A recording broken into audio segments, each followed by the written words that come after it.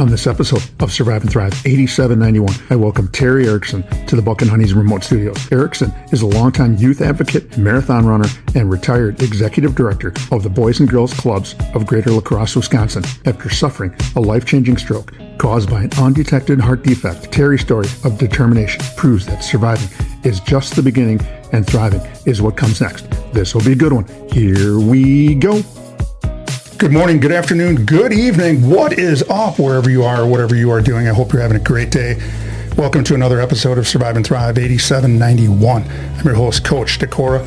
We are in the Buck and Honey's remote studios in, of all places, La Crosse, Wisconsin, about 2 hours northwest of our great capital city of Madison, Wisconsin. You can listen to the podcast on Spotify, Apple Music, iHeartRadio, and YouTube at Survive and Thrive 8791. You can follow the podcast on Facebook at Survive and Thrive 8791, the podcast. Don't forget to hit that subscribe or follow button wherever you listen to the show. Leave me a comment if you like what you heard. If there's a topic or you know a guest who would love to tell their story, email me at tdecora@gmail.com. Glad you could join us today. Our mission is to share stories and conversations that make you cry, laugh, and think, stimulating emotions, creating laughter, and inspiring the mind. A new episode will air on Monday and Thursday morning featuring a wide range of guests. The podcast will touch on many subjects such as, but not limited to, grief, loss of a loved one, recovery, professional setback, mental illness, success despite challenges, etc. Our guests will share how they learn to survive and thrive. This is where I get into our guest intro, and those of you that can see us on Spotify, you can see my guest back there just nice and comfortable in the big chair today. According to the internet, and the internet is always right, correct, Terry? Not so much. Not too much, he says. If you're Terry Erickson, listen to that guy. According to an AI, artificial intelligence overview, in 2023, approximately 26,400 cases of stroke occurred, affecting around 24,800 individuals, a decrease roughly of 300 people compared to the previous. Today, I welcome Terry Erickson to the Buck and Honey's remote studios. Born and raised in La Crosse, Wisconsin, Terry attended Logan High School, located on the Wisconsin River in western Wisconsin, and is a proud Ranger. After graduating from high school, Terry would take his talents just down the street a couple blocks to the University of Wisconsin, La Crosse. He would land at the La Crosse Boys Club, where he would be a fixture, serving the Coulee region for 41 years. Today, I'm so glad he could join us. Terry Erickson, what is up? What is up? Well, how do you like this combination, sir? This is a great combination. I mean, anytime we've had an opportunity to share a conversation, albeit short, maybe at the Cole Center or state tournament or wherever I run into you, I look forward to that. I say, hey, say to my wife, hey, Sarah, wait, let's go. I got to go over here. I got to get a picture with Terry. You are a fixture in Waunakee now, mister. Waunakee / Madison now. Yeah. With the summer coming around, I know you are doing some baseball stuff, broadcasting baseball. You're in the broadcast world. I'm actually telling you your business right now, but I'm hoping to get some pointers from you. You've got the summer coming up, and then you've got football broadcasts in the fall. What do you do? What does Terry Erickson do in the summer? I have 15 grandkids. 15 grandkids. 15. And they're playing baseball, softball, track and field, basketball. They're involved in many, many sports. So my job is to go and see them play. I'm from Madison down La Crosse. I'm watching games. And there's probably nothing you'd rather be doing That's than right. watching games. Do you mix in a little bit of dance in there, or karate, or throwing a boomerang, anything? Yes, I do. Out of the ordinary? I train, I run, I bike, I hike, I do everything I can. All right, let's not get ahead of ourselves, because Okay. that's pretty much the whole podcast, All right. is all of those things you talked about. What's been going on this spring? This spring, I've been teaching quite a bit. Okay. Substitute teaching, and I fill my days with speaking and teaching, and then night I come in here do my work. Monkey around on the computer and do all that good stuff. Before we get to your story, and you've got some good stuff. We've already talked about it. But the main one is that huge hurdle you had a couple of years ago. I need to talk about our sponsor. Our sponsor, Buck and Honey's Restaurants, are a place people can escape to. For me, it's a great escape from cooking dinner. Do you cook dinner? No. No. I could do everything else, but I can't cook. You can do everything else, but you can't cook. You can make an egg sandwich, though? Yeah. Okay. With their great food and drink menu, 5-star customer service, and a welcoming and vibrant atmosphere, people keep coming back with locations in Sun Prairie, Monona, Wanakee, and Mount Horeb. Most communities in the Dane County area can get to a Buck and Honey's within 10 to 15 minutes. And I usually do a drum roll here. Ooh, yeah. So, have you been to Buck and Honey's? I have. You have. And I know what your favorite meal is. Probably doesn't matter where you go anymore. Pizza? Pizza, yes. No. Pizza next time. On the podcast, our guests will follow the format for sharing their story like this. In segment 1, we talk about what was it like. So we'll get into Terry's history, what happened to get him on the podcast. And then in segment 2, we continue to talk about what happened and then get into what it's like now and discuss Terry's 5 suggestions for thriving. You grew up in La Crosse, Wisconsin. What was life like growing up in La Crosse? My dad died when I was 10 years old. We had 4 children and a mom, and he died on Christmas Eve. I can remember when he said to me, Terry, you're the boss of the house now. Take care of family. And then he died. In January, we celebrated the Christmas Day, and I remember I got a bike with big tires on it and a basket in front. And I said to my mom, why did I get a basket in front? Well, you got a paper out. You remember what your dad said, now you got to support the family. Now that's what I did. I got my first job at 10 years old. When you said a bike with big tires and a big basket, I get a sense of I knew where that was going to go. And you became the man of the house at 10 years old. I can see where that training that led you to 41 years of being the executive director here in La Crosse at the Boys and Girls Club. That leadership stuff started early on for you, didn't it? Started 10 years old all the way up through high school. My sister was a special needs sister, and she died a few years ago. And I remember going to school with her at Franklin, and I used to get in fights with people at recess, and they would pick on her, and I would come to her rescue, and go back in the classroom, with Terry Erickson report to the office, and I'd say, oh, Jesus, now what? And I go down there, and they said, well, how many times did I tell you not to fight?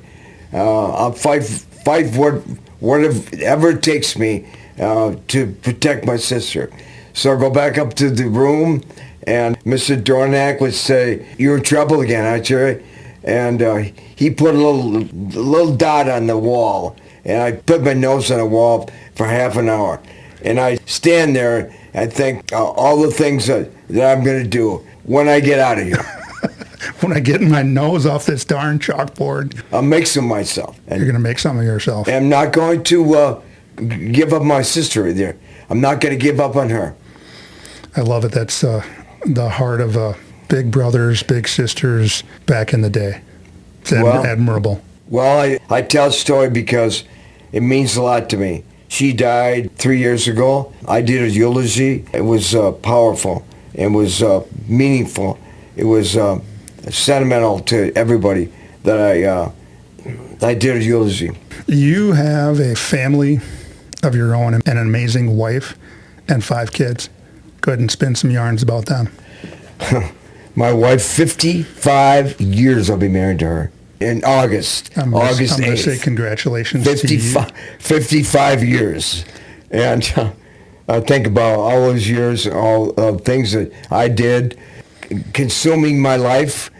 She was there to support me the whole way. 5 kids and 15 grandkids. She's got me through the stroke. She's beside me all the time. I don't know who I should be congratulating the most. You? I think I might congratulate her first because she had to put up with you, but she cared. Behind every good man, there's a great spouse, a great woman. Right. She's done well taking care of her 5 kids and probably a little bit of you. La Crosse Logan High School, class of 1967, and you said you are a proud Ranger. What were you involved in as far as activities go in high school? I have nothing but good things to say about Logan High School. Even though we were underdogs, I was involved in class president.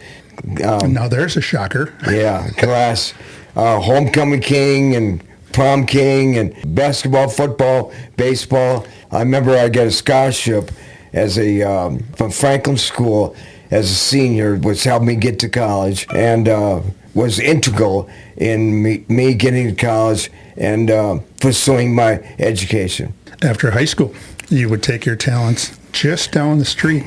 You can probably give me the number of blocks here in a little bit. About 6 blocks. About 6 blocks to the University of Wisconsin, La Crosse. So besides proximity, what was the lure? Was there any other places that you were thinking about going? I wanted to go somewhere else besides La Crosse, but then I thought about my mom and having to take care of her, and my brothers and sisters, and having to take care of them. And I decided, I was working at the club part-time. I decided I would stay home and be the man of the house. And that was what you had to do, and your dad said, this is your house now, and you kind of fulfilled that role. Yeah, I did. You earned a degree in social studies and Phi Ed. What kinds of work were you involved after college? After college, I sent a lot of letters out with my credentials, and I got a call from a high school in San Diego called St. Thomas Aquinas. San Diego? Yeah, San Diego. I flew out there, and I interviewed for the job, and I got the job. I went back to my hotel room, and my wife called and said, well, did you take the job? Yeah. Well, they want you to come back and take over the club. And so I thought about it, and I came back, and at that time the director of the club was in bad shape. So I decided to give up the job in California and took over the club, and it was $40,000 in debt at the time. And when I retired, we were $40,000 to the plus, and we were the most successful club in the nation when I retired. That doesn't surprise me one bit, that's how things would go, because yes, you could have went out to San Diego where it's 70 degrees, 365 days a year, but you come back to La Crosse where it's 70 degrees, 365 days a year, working inside the Boys and Girls Club, 70 degrees all the time. But your heart is here. And then you grew up here, you grew up just down the street. The Boys Club's not very far from UWL or Logan. And I think they put the right man in charge back then because of your heart, your leadership, all of those things you did in high school, and certainly some of the things you did in college. So you started working at the Boys and Girls Club at 16. And then in 1973, I saw, and the picture from 73 does not look much different than now. The heck happened? All that training? Oh, training, yeah. 1973, you are hired as Boys Club Executive Director, a job you would hold until your retirement in 2007. 41 years at the club. I mean, that's incredible. You are an institution in La Crosse and have impacted thousands. What are a couple of your proudest moments as executive director, other than taking them from the red to the black in terms of the money goes? This is kind of putting you on the spot because you have a lot of proud moments. Yeah, I do. I have a proud moment. One of the most moving experiences of my life was when I was first director of the club, first 10 years. There was a boy that came to the club every day. He wouldn't go to school. I'd see him every day and talk to him and tried to get him back at school. He one go, he had acne, he had anxiety, he had depression, couldn't get along with people. So he came to the club, and that was his home. One day, he wasn't there, and I got a visit from his grandpa the next day, and he knocked on my door, and he came in and told me that Michael had committed suicide, and left a note for me. And he said, "This is for you, Terry."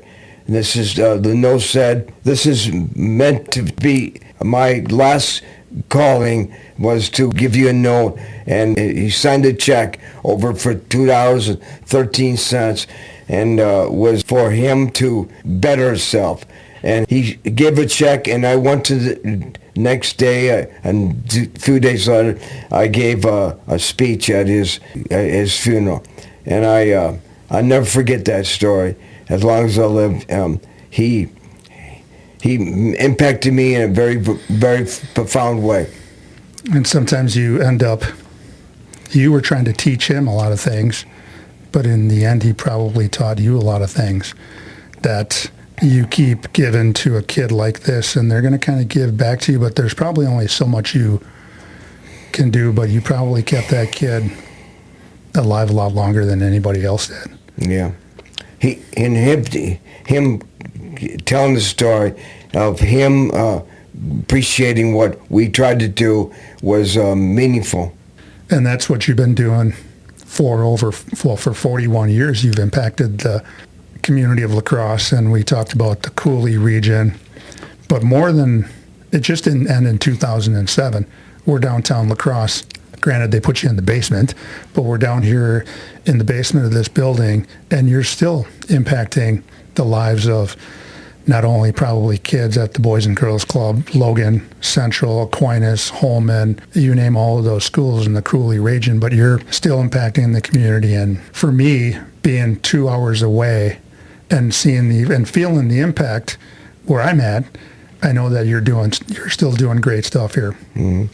I still want to perform as long as I can. I want to give back to the community as much as I can. Because the community gave a lot to you. To me. Growing up. And then certainly the outpouring of support that you received after March 8th, 2023, which we're going to go over here in a little bit.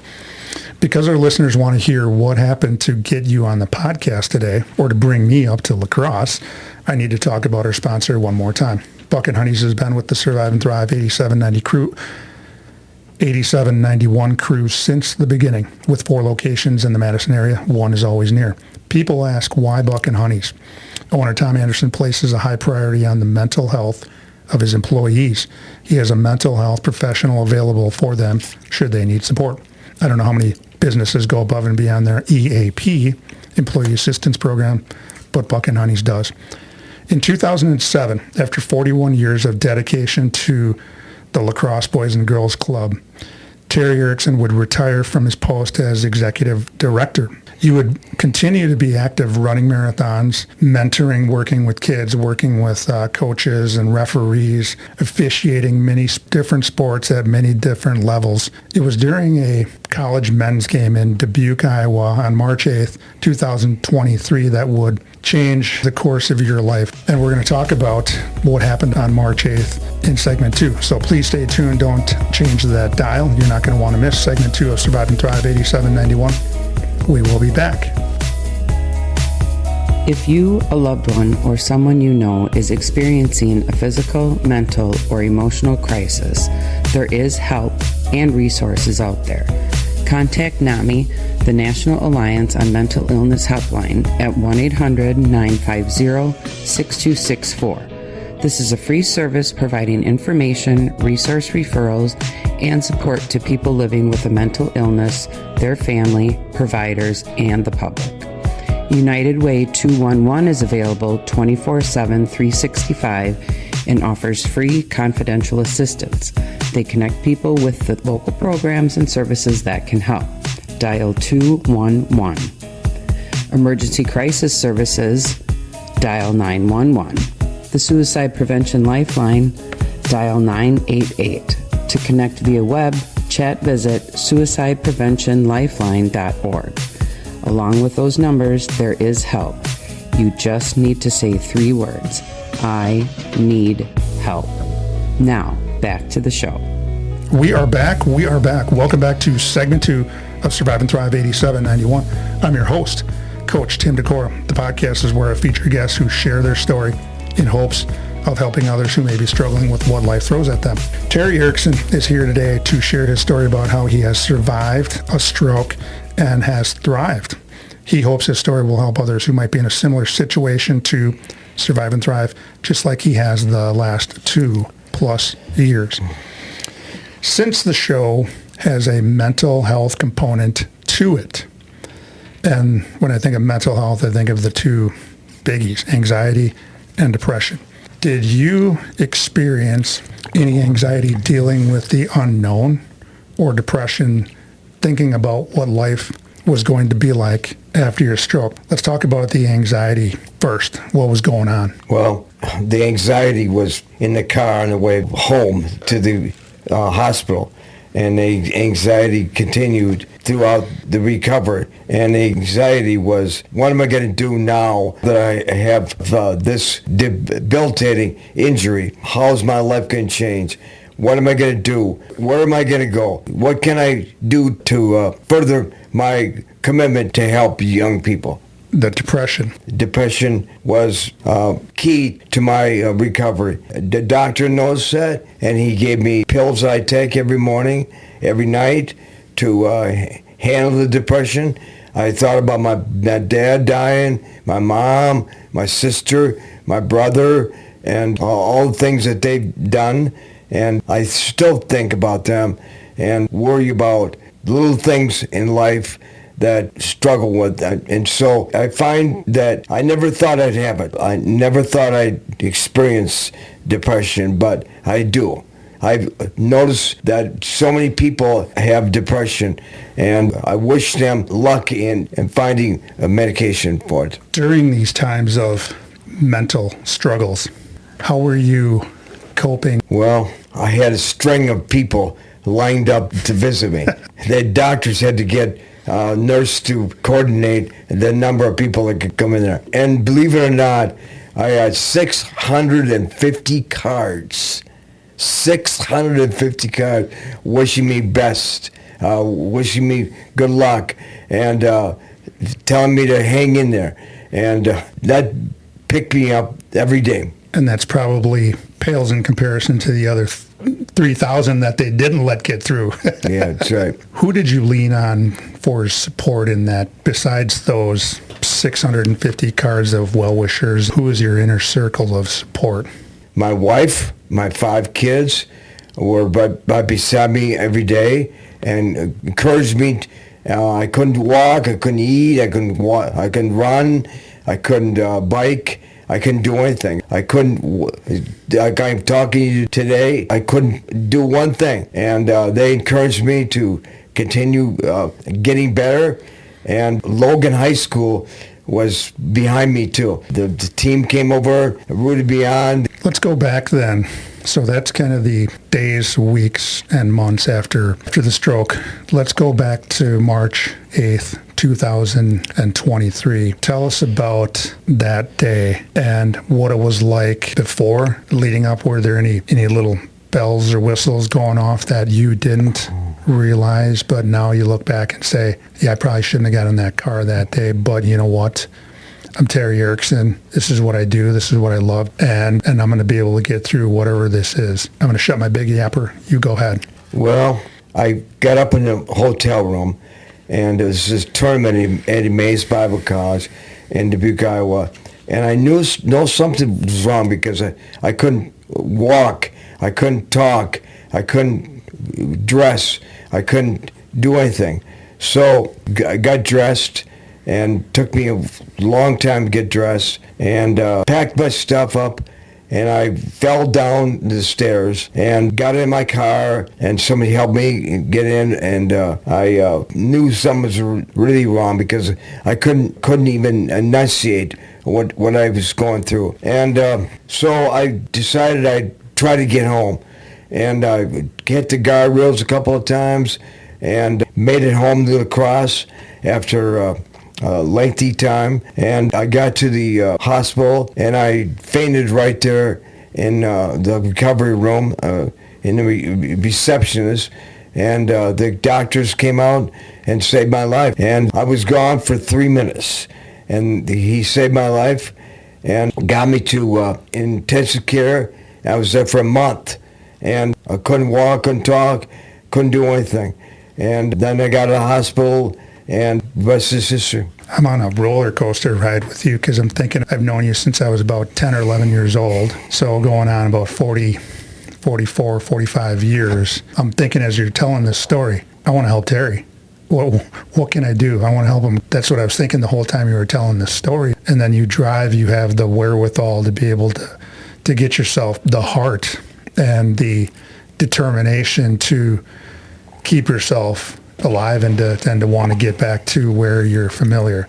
If somebody has a stroke, similar to, a stroke, what limitations do you have that somebody else might experience? And then maybe what don't you? Some people probably have it worse. Obviously, the worst would be we wouldn't be doing this episode right now. Yeah. The worst for me was being able to walk again, talk again. And it took me months and months of rehab to walk. I couldn't walk to the door from here. And I continued to put my shoes on in the morning and walk block, 2 blocks, 3 blocks. Pretty soon I could walk further. And I walked, I ran, I did all the things. But I still have paralysis in my right hand and right arm. And I have paralysis in my right leg. So I drop step, drop foot, and skid across the floor. And I have a goal, and I'm not going to let that affect me. I'm going to walk, and I can't talk very well, but I'm determined to. I give speeches around the area about my recovery, and I'm determined to get back to where I once was. Tell us about the outpouring of support. Actually, before I get to you already talked about the 650 cards that people lined up outside the door, down the hallway, wrapping around downstairs. I was doing my research for today's episode, and you said one of the local TV stations reported your stroke. And other than if your name a couple of years ago was Biden or Evers or Favre or I don't know who else in this area, but they reported that you had had a stroke and to send their well wishes to Terry Erickson. And for them to report on really a local icon, though, a legend, an institution, what was that like, knowing that you are thought of so highly as a person that's got a huge heart, that is got, you bleed whatever color of the school you happen to be at, if it's red, if it's purple and white, if it's maroon, all of the schools in the area, you got a huge heart. What was that like to know that TV station did that for you? It was powerful. It was moving. It was sensible. It was beyond belief that they would think enough of me to put that on the air, and it makes me want to do more and show appreciation for all the things that they've given me. You're in the same breath as Favre and Rodgers and all of the big people in the state, so that's very cool. You've got back into running a little bit. Yeah. What was the first event you did after your stroke?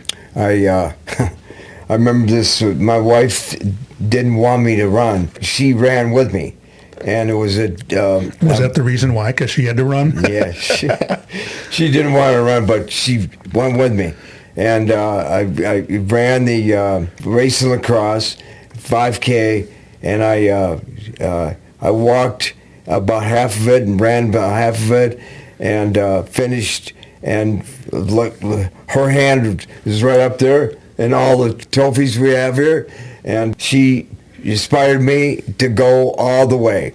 And I'll never forget that, as long as we live. That was about a year and a half ago. I was going to say I can picture, and maybe I'll have to look on your Facebook or somewhere, but I'm sure there's some footage of when you're running. I'm sure one of your kids is filming that as you're coming down the road, you and your wife, kind of hand in hand, and then probably I'm getting a little tingly right now thinking of all of the people that are screaming and yelling for you to get through that finish line. Yeah, there were about as many there as cards came in the mail. Has your I got to ask, because I know you're a competitive son of a gun. We talked about growing up on the river and just being tough. Has your time improved since that first race? The time's improved a lot, and I have a goal to reach even more marathons, half marathons, and continue running. And when this is over with, I'm going to put my running shoes on, go out and run some more. As I'm looking at you right now, I see all of these medallions and medals, and I see some from 2022, 2023, and then I see a couple over there, 24 and 25 after your stroke. So that is such a powerful, and I'm looking up on the people in Spotify can probably see this, but up there it says never give up, and I think that probably encompasses who Terry Erickson is. I run from my brother who passed away, and see his picture right up there, and passed away 3 years ago. I run from my sister who couldn't run at all. I run from my mom who couldn't run at all. I run from my dad who never, running was not part of the world when he lived in. Yeah, you would have thought you're running? What is the matter with you? Yeah. This is where the subscribers, followers, listeners take out the notebooks, pens or pencils, and you're going to jot some things down. I know Terry only has 5 suggestions today because that's what the show calls for. But Terry could probably fill up 2 or 3 notebooks about how to be a leader, leadership, how to mentor, how to motivate. There's so much more that you have, and we somehow boiled it down to 5. So these are Terry's suggestions that have allowed him to survive and thrive while surviving 41 years in the Boys and Girls Club, taking care of his family, and I think he put those to good use when he had to recover from a stroke. And because of that, he's here today to share these with our Survive and Thrive 8791 crew. I'm going to toss these in softball style underhand. Can you hit a softball? Watch me. Darn right. Here's what you shared, and I'm going to give you about 90 seconds to talk about these. And here are your 5s. Here are Terry's 5 suggestions. Number 1, take care of your body and your health. Go ahead and hit that. Well, for one thing, I was told by doctors that the reason I survived is because I took care of myself my whole life. I eat right, I eat salads, and I think the right thoughts, make sure of that. And I do what necessary to keep myself healthy. You know what, I think out of the 73 guests that I've had on the show, we've had a number of them say, take care of your body, exercise, eat right. But I think I've only had like 1 or 2 that have said, think the right thoughts, think positively, think good thoughts, and good things will happen. Love it. Number 2, determination. And you're at about 90% now. Go ahead and hit that. 90%. I have 10% to go. And I belong to a fitness club, and it's a rehab center, and it inspires me every day to keep on keeping on. And determination started when I was young and rose occasionally. Rose as I grew up.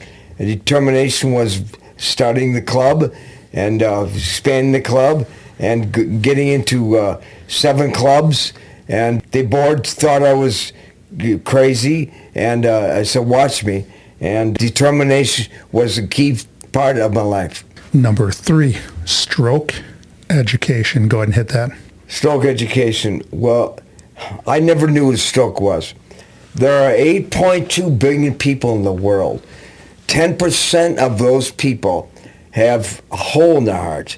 Now, cardiologists told me that the reason I had a stroke was because I had a hole in my heart. A hole in my heart. I couldn't fathom that a hole in my heart, and now it's closed. And that was one of the reasons that I had a stroke. And there are many people that have a hole in their heart that don't know it. And so I suggest that everybody checks that out. That's good sound advice, especially it could be genetic. So yes, if somebody has something in their family, everybody should take heed. Faith, number 4, faith. Go ahead and hit that. I was never a spiritual person until this happened.